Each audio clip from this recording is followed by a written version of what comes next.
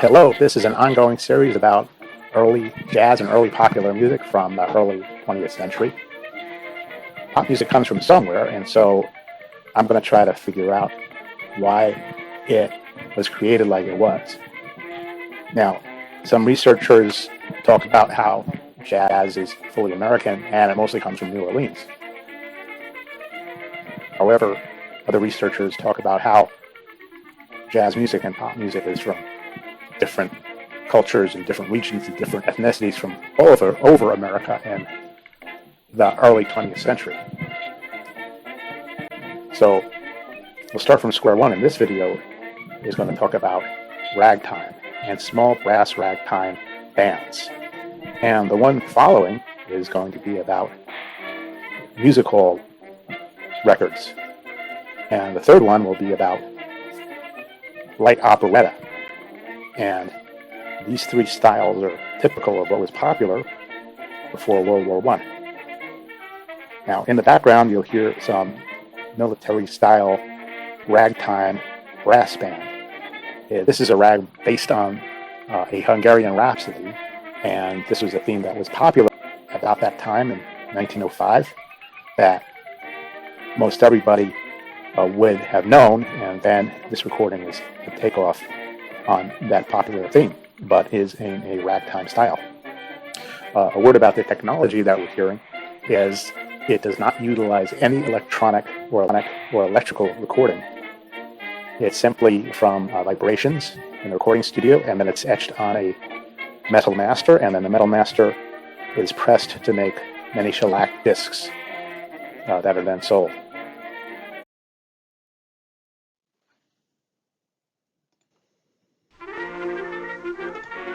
Hello, I'm your host, Woozy Winks. I'm a hep cat from the 1940s, but I'm also Plastic Man's sidekick. So I'm your host for the series. Here I am in the right corner.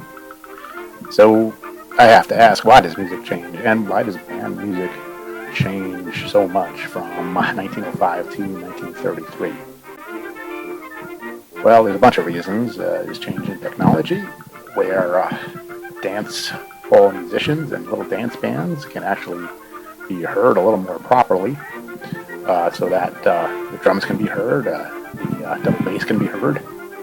Then also there's the recording labels, and they're willing to record different kinds of music. They are willing to record what's called race music, which also tended to start selling a lot of records throughout America, and was bought by many different Americans.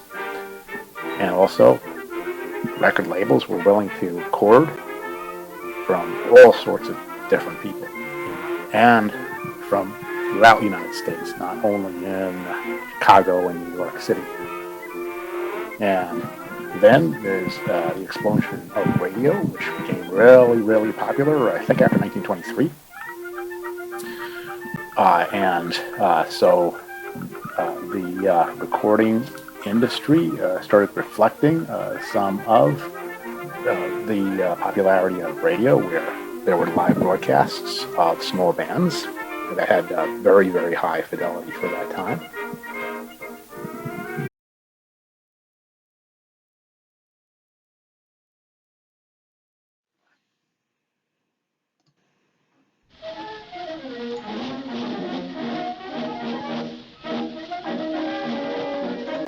The first record we're going to listen to is the St. Louis Rag. This is recorded by the actor Pryor Band.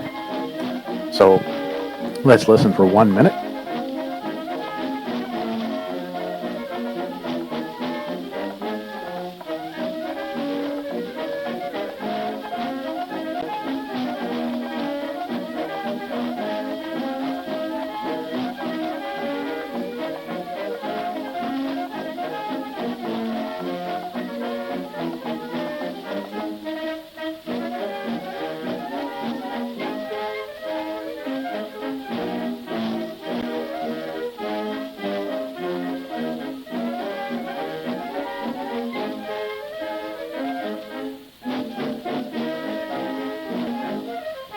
Now, to talk about this while it's playing in the background, ragtimes tended to be piano compositions by classically trained musicians. But when they were recorded, they tended to be arranged for small brass bands. Now, the brass band of about 1910 was sort of a military band that was sort of made small so that they were not, as expensive military band that would play John Sousa, but could walk around without being totally dressed up in military uniforms and could pretty much march around in any small town. So you'll notice that this particular military track is not a Sousa sort of track like the Randall flag, but there's a big style change here. Now, the big change that makes this sound a little more modern is that it's not just a straight 4/4 march. Da, da, da, da, da. It's a cadence that is syncopated. And this syncopation shows growing sophistication and these sorts of recordings.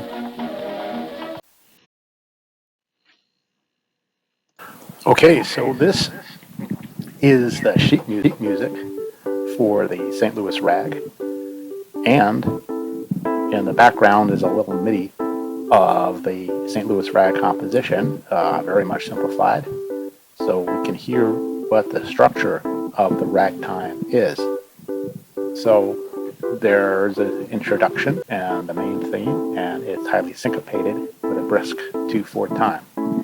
So this is a composition in C major and has a very basic chord progression in it. So it's a pretty simple bit. It's in the key of C, so the chord progression is on the 5, and then 1, then a 5, and then when you wrap it up at the end, it's a 6 chord, then a 2 minor, and then back to 1, and 5 chord, and 1 chord. And that's it, period. Now, the picture is of Arthur Pryor himself, who was a trombonist. Now at that time, brass bands tended to just have a trumpet, trombone, not really any reeds. Now, the saxophone was a later instrument, and it required, or sometimes when you played it, you could get a lot more sophistication. But with this basic progression, they don't really need a fancier instrument like a saxophone. Maybe you're just well off with a piccolo up in the upper ranges of the kind of the soprano range. So let's listen to it.